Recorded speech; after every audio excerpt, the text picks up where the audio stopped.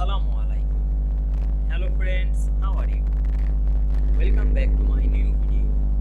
In this video, I am going to show you how to add identity matrix equation in Microsoft Word.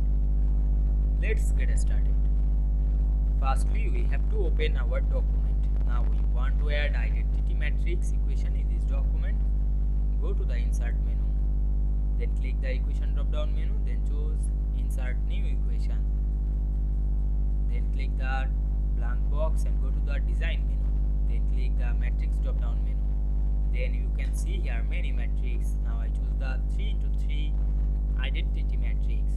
Then we can see we add identity matrix equation in this document very easily. I hope you enjoyed the video. Please like, comment, share and subscribe my channel. Thanks for watching.